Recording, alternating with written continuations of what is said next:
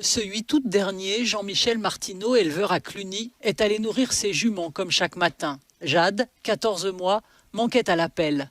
Il l'a retrouvée sous un arbre. Il avait des marques de strangulation au niveau de l'encolure, donc on suppose qu'ils l'ont attrapée au lasso et ils ont dû l'arrimer à l'arbre avant de la poignarder, quoi. Ceux qui ont tué Jade lui ont découpé l'oreille droite, l'œil droit et les parties génitales.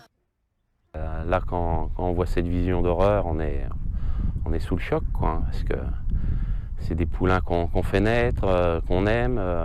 Depuis février, la France est secouée par le mystère sordide des chevaux mutilés et le phénomène s'est accéléré ces dernières semaines. Presque chaque jour, aux quatre coins de la France, dans des champs isolés, des inconnus tuent la nuit des chevaux, au hasard. S'en prendre à la pouliche Jade, comme les autres équidés, n'est pas à la portée de tout le monde.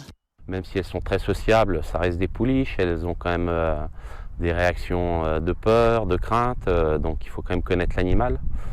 Après, vu le mode opératoire des blessures de la pouliche, il faut avoir vraiment aussi des connaissances de l'anatomie du cheval. Donc oui, c'est des gens qui connaissent parfaitement les chevaux. La psychose s'est répandue dans le milieu équestre. Une trentaine d'équidés ont été mutilés sans distinction de race ni de valeur.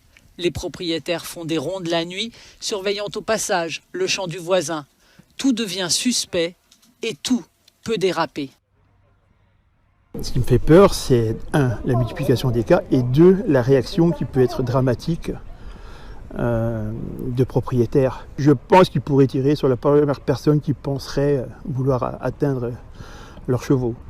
Que ce soit quelqu'un de malveillant ou quelqu'un qui simplement s'est arrêté là par curiosité ou Dieu sait quoi. Donc ça, c'est le gros danger à l'heure actuelle.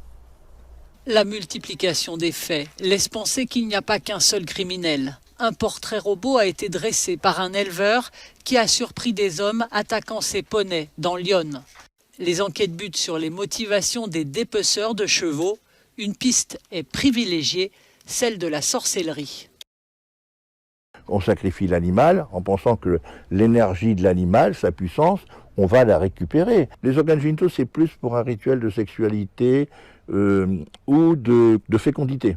Le sang récupéré, l'œil, l'oreille droite, c'est en principe là pour des rituels d'invocation, d'envoûtement ou de transfert de puissance. Et on remarquerait que c'est toujours l'oreille droite, parce que gauche, c'est Satan. L'affaire des chevaux mutilés n'est pas nouvelle. On a recensé quelques 2000 cas dans toute l'Europe depuis les années 80 et quelques cas cet été en Allemagne. À Cluny, pour Euronews, Laurence Alexandrovitch.